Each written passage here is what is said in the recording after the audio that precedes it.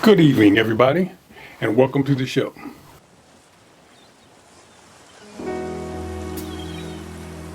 On the beach in the sand, I think of you.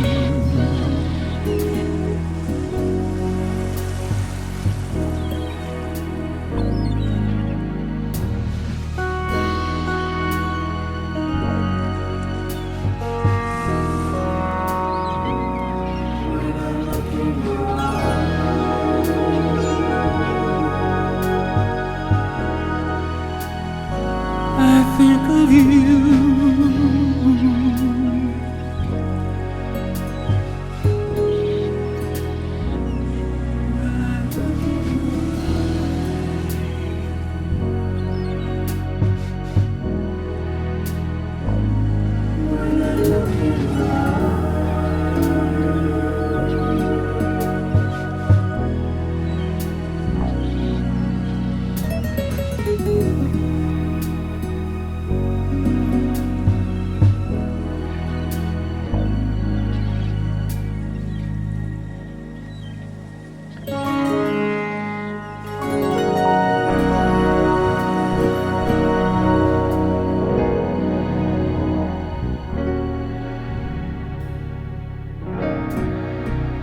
Hey, you,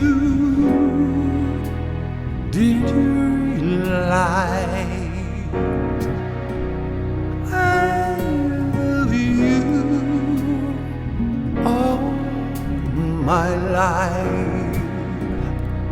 And when you're gone, I'm all alone.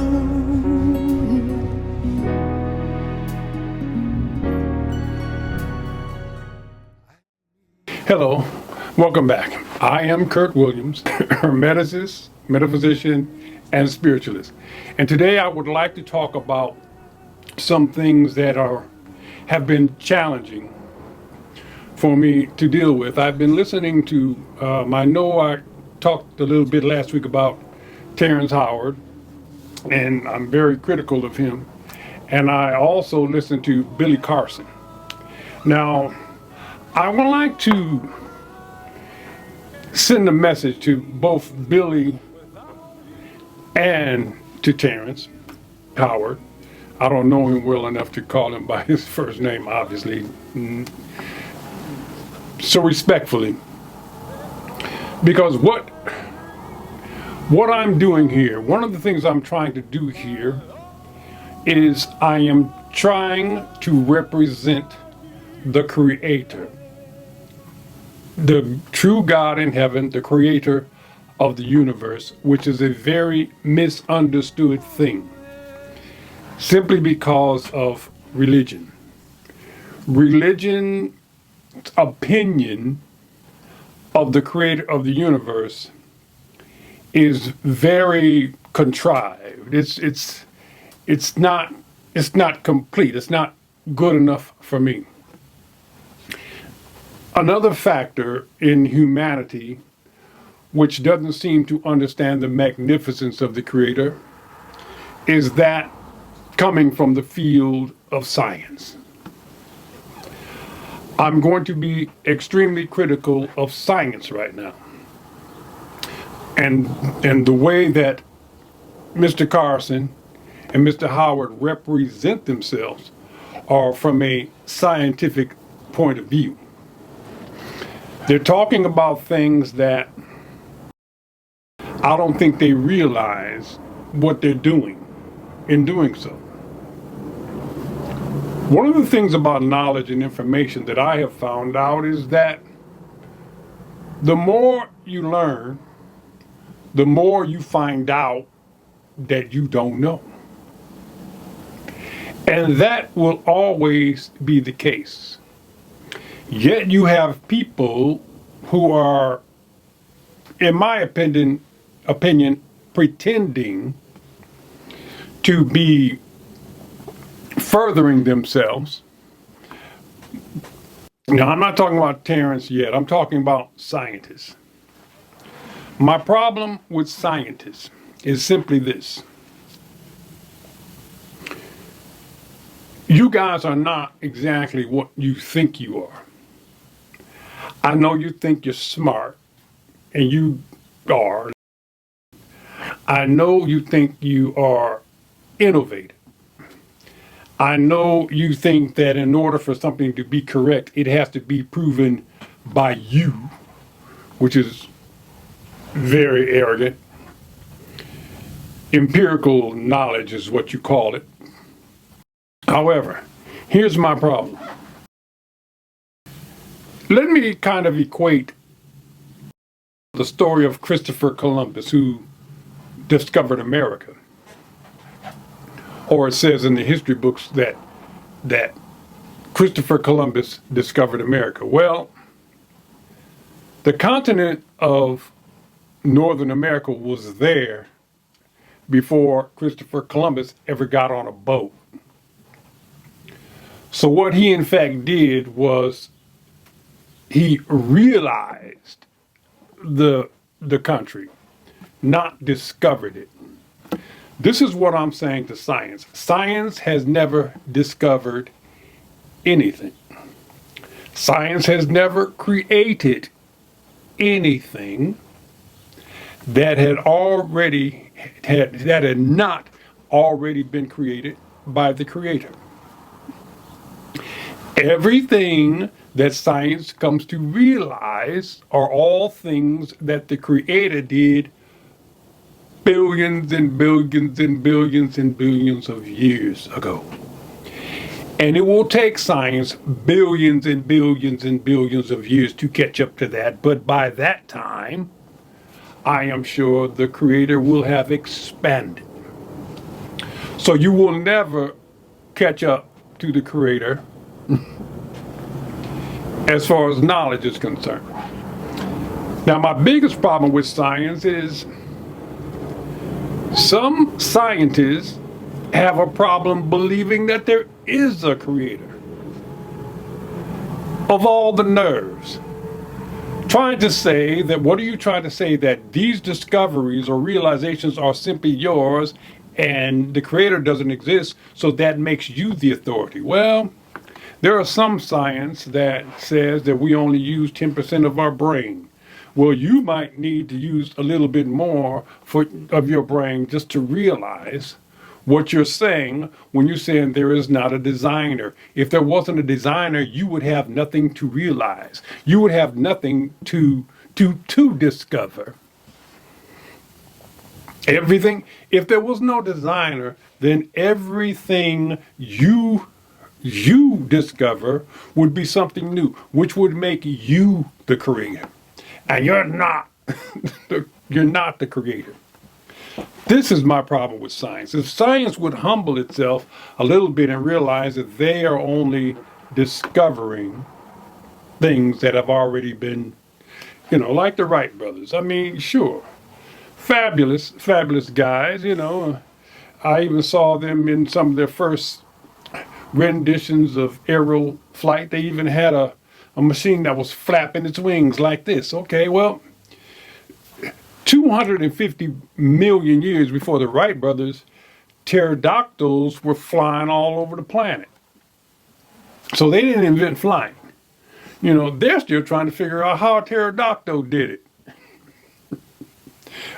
And we still can't do it as well as a pterodactyl. So anyway, or any other bird for that matter. So this is what I'm talking about. Science is only realizing things that the Creator has already done. In the case of, I have to take a sip for the smacking sound.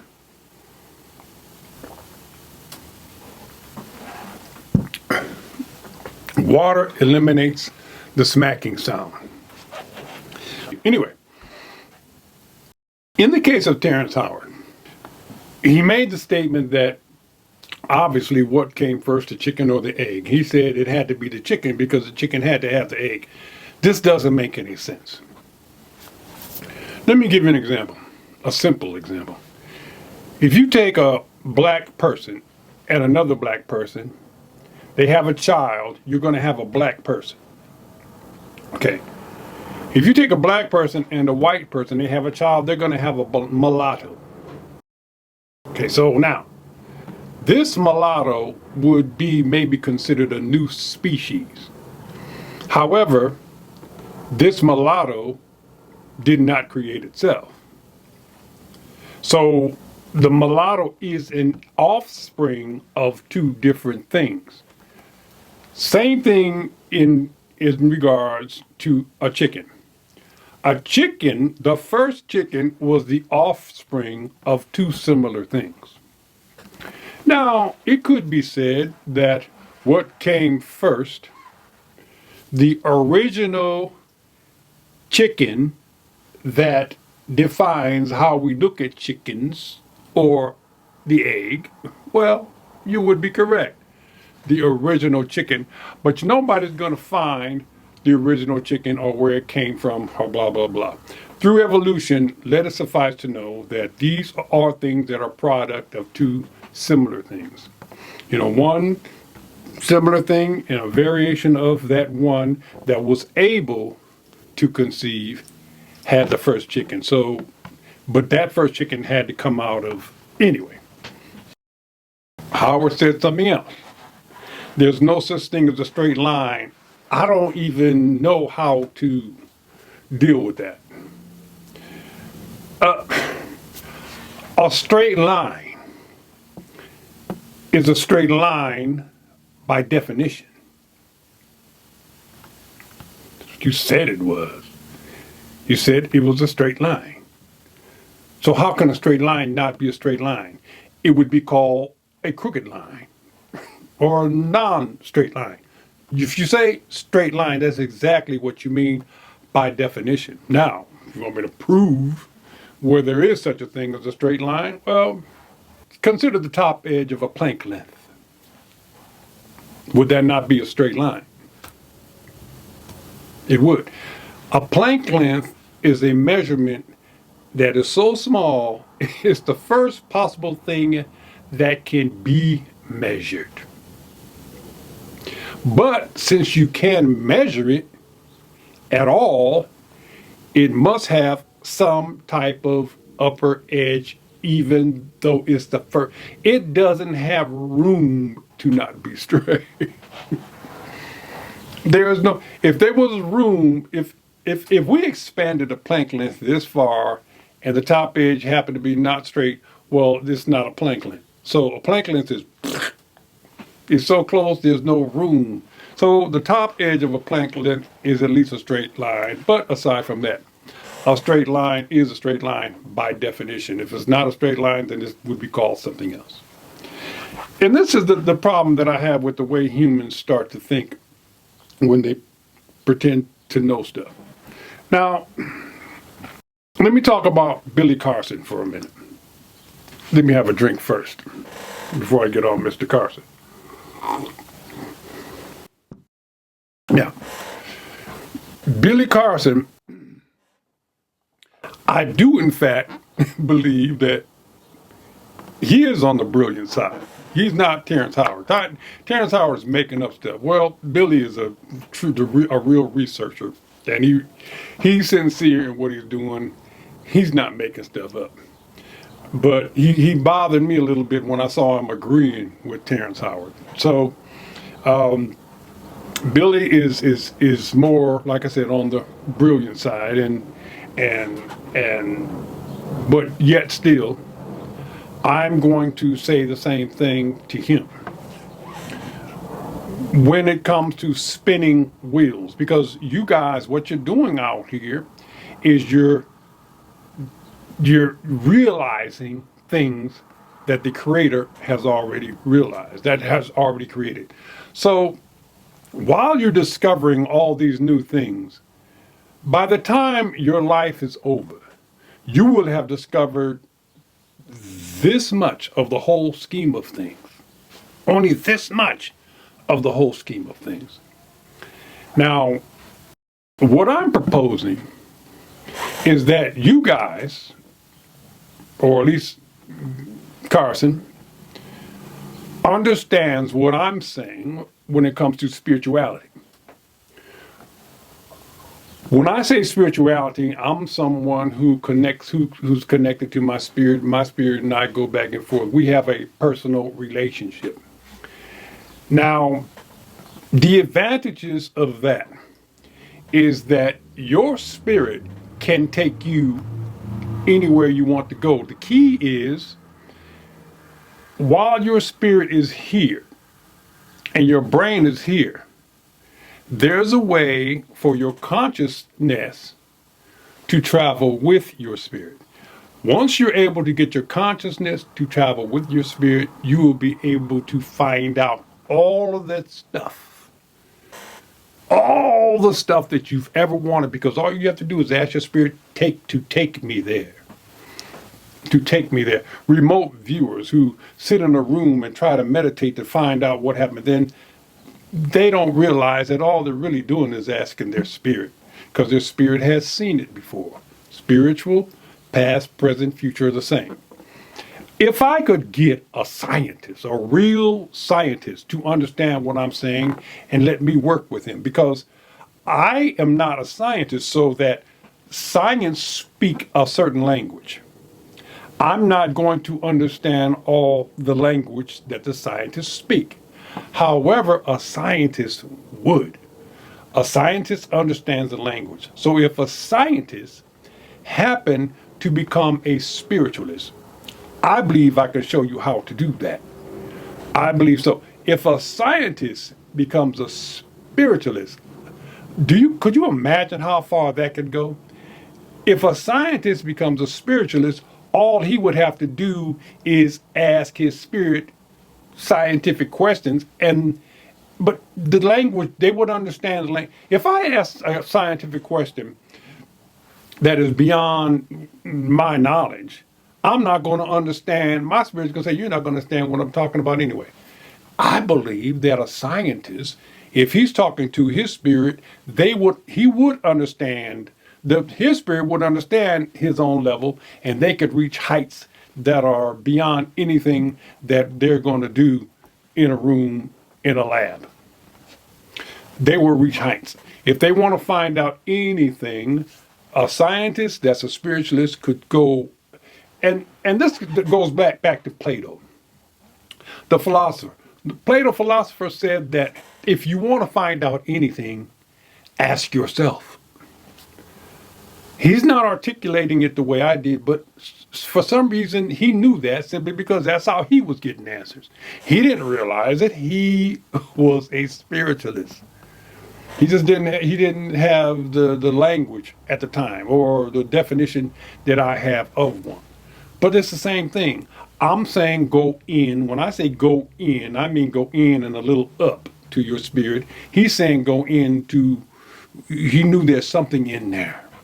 And that something in there is your spirit. Plato was saying the same thing, if you want to find out information. So the accomplishments that a scientist / spiritualist could accomplish would be amazing. And that's what I'm saying for Billy Carson. If Billy Carson became more of a spiritualist, meaning if he connected more with his spirit, they would be boundless. But what he would find out is the same thing I'd found out. The things you would learn under those circumstances might end up being a little too much for humanity at this particular time. At this particular time, humanity is going through what it's supposed to go through. You would be, if Carson connected to his spirit and went to that place, everything he would learn would be beyond anything that people around here would even understand. It would be brilliant conversation. He and I could talk, other spiritualists, if we can develop a community of spiritualists / researchers / scientists, it would be a great community. But the information that we acquire at that particular time, we may have to keep on the down low a little bit, because it'd be a little too much. Mankind is not designed. For instance, if science could create things that were not already created, that which they create would destroy humanity. They would create something that wouldn't fit into the paradigm of the world. People's brains have a paradigm, and so does this particular solar system. This system has a paradigm. And in this paradigm, if you create something that's outside that, you will basically warp the fabric. And once you warp the fabric, then you will cause chaos. But however, the scientists, if you were a spiritualist scientist could learn things, and we could all have meetings and discuss about, like, for instance, Billy Carson. I hope you don't mind me calling you by your first name, but I'm just trying to save a little. Anyway, Mr. Carson, if you could find out what them aliens wanted when they came in your bedroom, that would take you a lot further than all the research you've done for the last 5 years. All you got to do, if you could just find out what the hell they wanted. Because this is the way this thing works. Hang on. This is the way this works. There's such a thing called an Akashic record. Your Akashic record is a record of all your lives.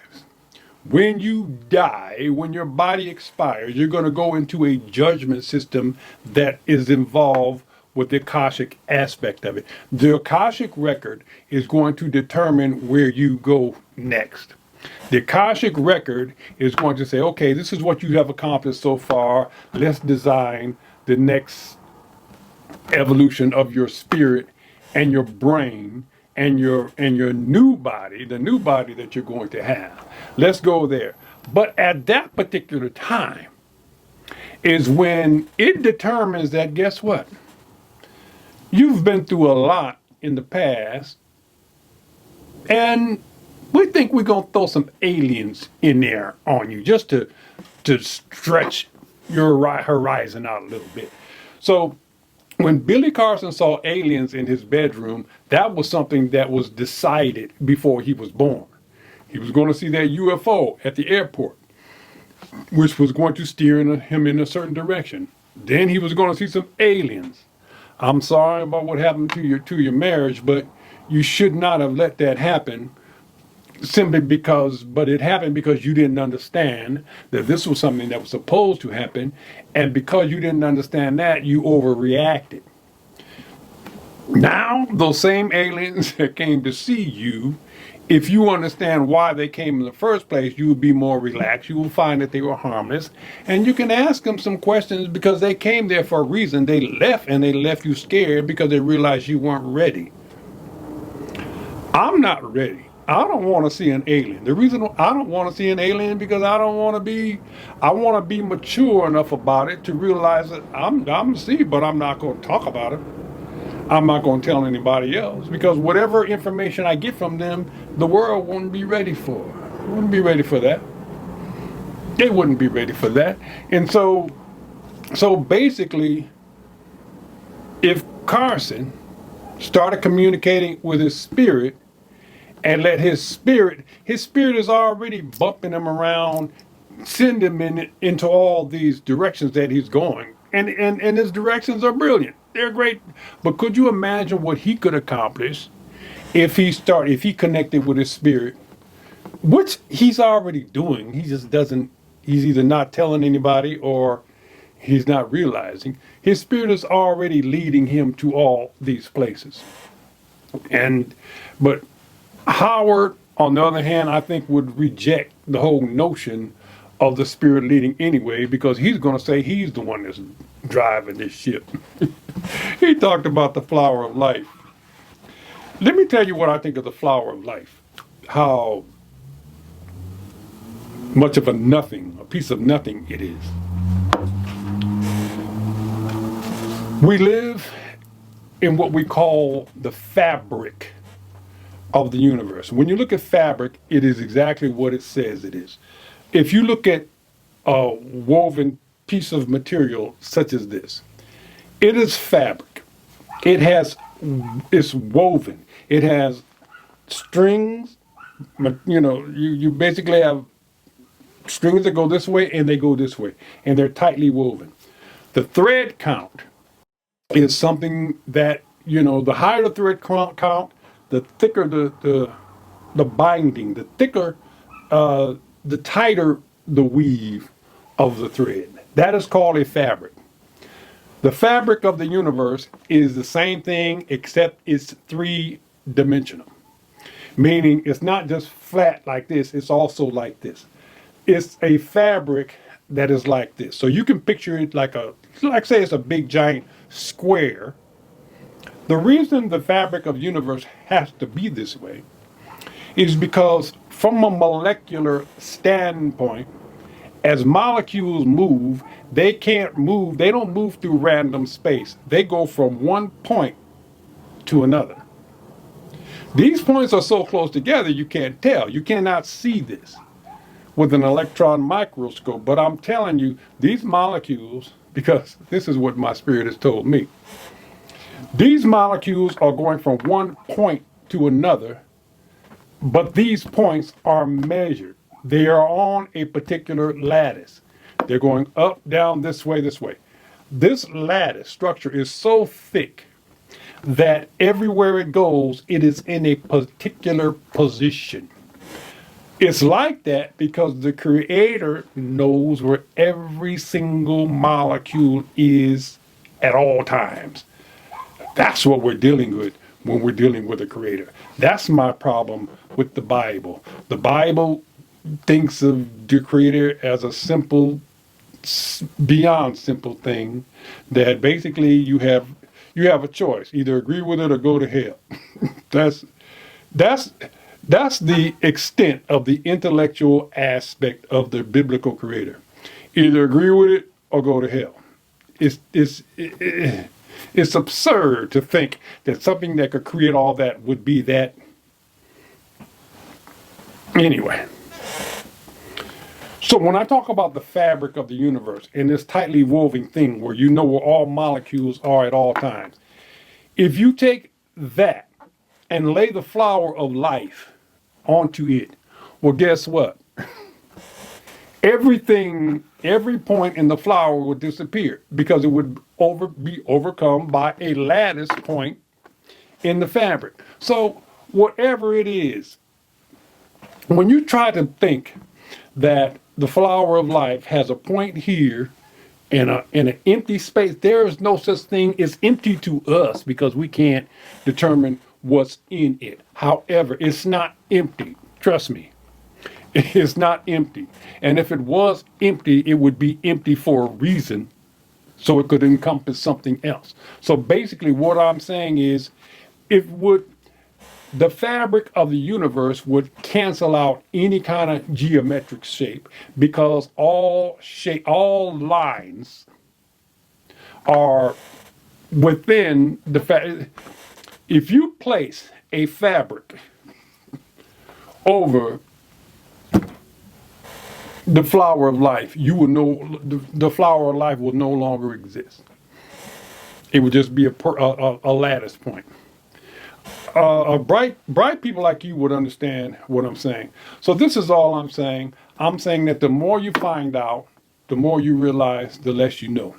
I'm saying that the brilliance that you people could have is if you connected with your spirit, and your spirit could guide you to teach you things that you would the leaps and bounds, because a lot of things that you're discovering, like I say, they're only little minute things in future, in nature.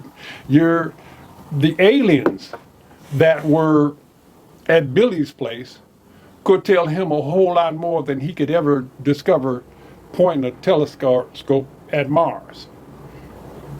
And the next step would simply be to learn how to communicate with those spirits.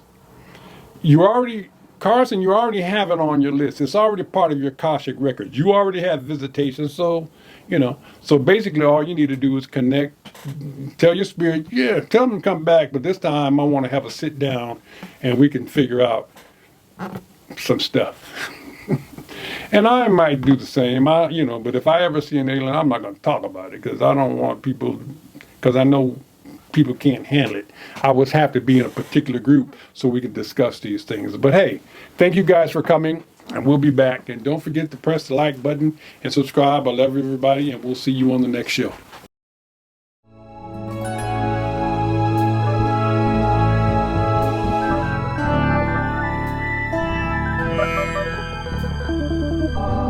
Love me too. Love me too.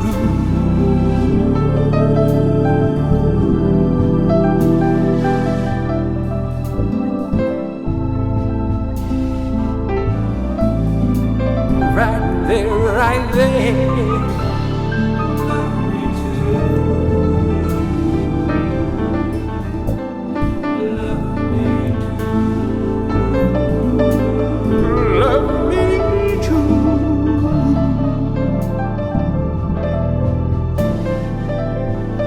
Love me too. Love me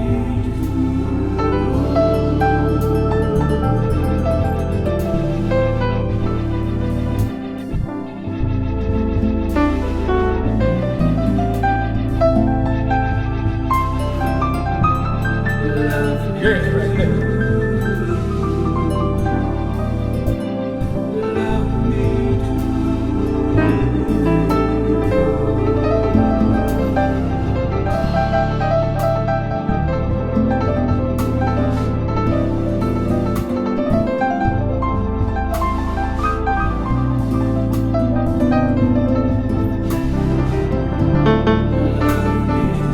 Yeah, right there.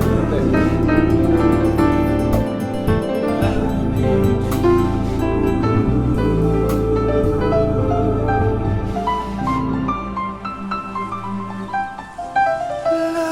too.